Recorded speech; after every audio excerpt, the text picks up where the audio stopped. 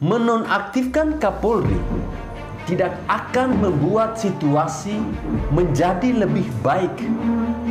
Kapolri on the track, kalau menurut saya, kalau terkesan lambat ya, tapi itu juga banyak faktor yang menyebabkan dia terkesan lambat. Tapi kan goalnya sudah kita rasakan. Karena kita semua ini mencintai Polri.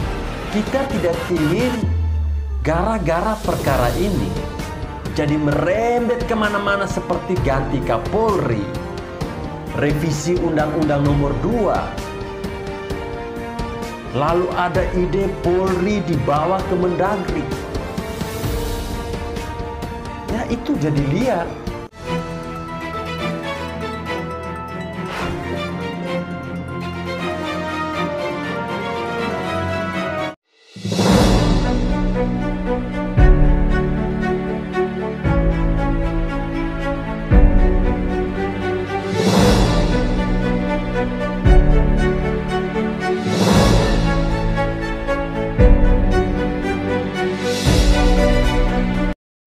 Assalamualaikum warahmatullahi wabarakatuh. Salam, salve, Om Swastiastu, Namo Buddhaya, salam kebajikan. Teman-teman, sebelum menonton video ini silakan klik tombol subscribe dan juga like. Terima kasih. Baik teman-teman, video pembahasan saya kali ini saya mau menanggapi sebuah pernyataan dari anggota DPR RI Komisi 3 dari fraksi Demokrat, Beni Kaharman. Nah, ini terkait dengan kasus Ferdy Sambo. Kita tahu bersama bahwa kasus Ferdy Sambo ini benar-benar mencoreng nama institusi Polri, teman-teman. Karena Sambo ini ternyata memiliki power yang kuat untuk mempengaruhi banyak orang demi pemelintiran sebuah skenario lain pembunuhan Brigadir J, teman-teman. Bahkan beredar grafis hierarki kekaisaran Sambo yang menggambarkan aliran uang hasil judi online dan bisnis lain yang diberi kode konsorsium 303. Dan katanya melibatkan beberapa nama jenderal, teman-teman. Ya, kita semua pasti terkejut mendengar kabar ini. Bahkan mungkin tersentak kaget dengan keras. Ya, bukan rahasia umum lagi kalau publik dari dulu sudah mencap negatif citra dari Polri itu sendiri. Ditambah lagi dengan kasusnya Sambo ini, maka lengkaplah sudah malapetaka yang menimpa Polri, teman-teman. Nah, anggota Komisi 3 DPR RI dari fraksi Demokrat, Beni Kaharman. Jadi, Beni Kaharman ini mengusulkan agar Bapak Kapolri Jenderal Listio Sigit Prabowo ini dinonaktifkan buntut dari penanganan kasus pembunuhan berencana Brigadir J yang tentunya diotaki oleh Sambo, teman-teman. Nah, pernyataan Beni Kaharman itu disampaikan dalam rapat bersama Komisi 3 DPR RI dengan Kompolnas, LPSK, dan juga Komnas HAM di Komisi 3 DPR RI, teman-teman. Nah, ini berawal dari sebuah kabar di mana kabarnya ada seorang jenderal bintang 3 yang mengaku akan mundur jika Sambo ini tidak dijadikan sebagai tersangka. Ya, sampai detik ini nama jenderal itu tidak dibuka ke publik. Jadi Beni Kaharman ini dia meminta agar nama jenderal ini dibuka ke publik. Kemudian Beni Kaharman juga berbicara mengenai keterangan polisi mengenai kasus Brigadir J yang tidak dipercaya publik.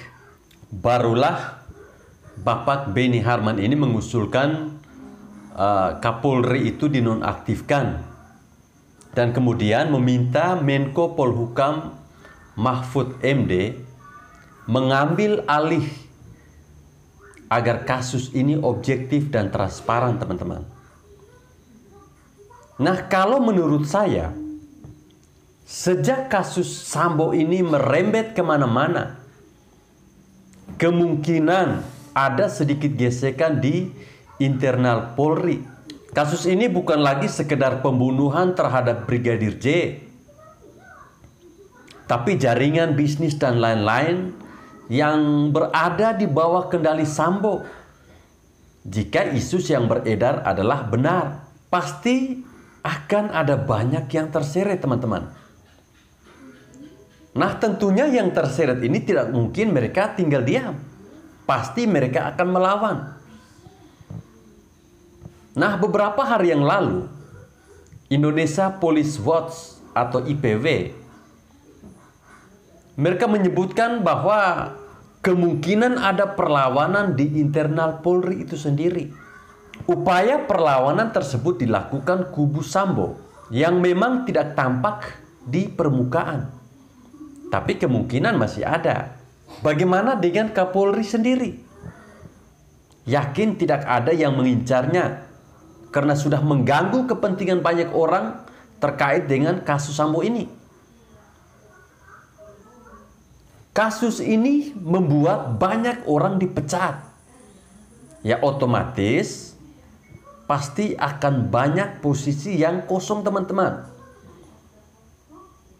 Dan banyak yang mulai ngiler dan mengincar posisi tersebut, bukan? Bahkan bisa jadi ada yang mengincar posisi Kapolri loh. Bisa saja terjadi karena saat ini masyarakat dalam posisi sulit mempercayai Polri. Ya, ini dikhawatirkan bisa merembet lebih jauh.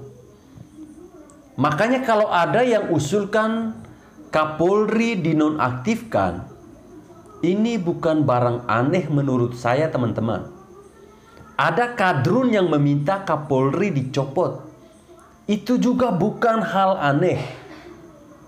Tapi syukurlah, 3 partai besar, PDIP, Golkar, Gerindra, tegas menolak usulan penonaktifan Kapolri.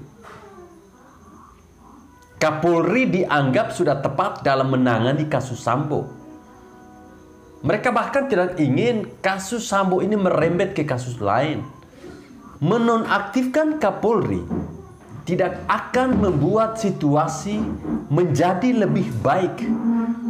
Kapolri on the track, kalau menurut saya, kalau terkesan lambat, ya. Tapi itu juga banyak faktor yang menyebabkan dia terkesan lambat. Tapi kan goalnya sudah kita rasakan. Karena kita semua ini mencintai Polri. Kita tidak ingin gara-gara perkara ini jadi merembet kemana-mana seperti ganti Kapolri, revisi Undang-Undang Nomor 2. Lalu ada ide Polri dibawa ke Mendagri. Ya, itu jadi liar. Nah, pertama-tama usulan itu datang dari Demokrat. Ya, kita tidak heranlah jika Demokrat mengusulkan untuk menggantikan Kapolri. Saya sebetulnya dari dulu sudah punya pemikiran, jika kasus Sambo ini makin melebar, maka Kapolri bisa jadi target sasaran. Dan ternyata benar kan? Ya, sebenarnya ini adalah strategi halus di balik keseriusan Kapolri untuk membenahi Polri dan mendapatkan kembali kepercayaan masyarakat. Ada oknum di balik layar yang merancang skenario politis demi kepentingan pribadi. Ya, kalau mau melakukannya, ya memang sekarang saatnya. Karena masyarakat sedang kecewa berat dengan Polri. Informasi dari luar Polri dianggap lebih benar ketimbang informasi dari Polri. Ya, semoga saja Kapolri segera bereskan ini lebih cepat dan super tegas. Saya percaya bahwa Bapak Listio ini sangat amanah dan bisa menyelesaikan masalah ini. Baik teman-teman, sampai di sini video saya. Terima kasih buat teman-teman yang masih tetap setia dengan channel ini.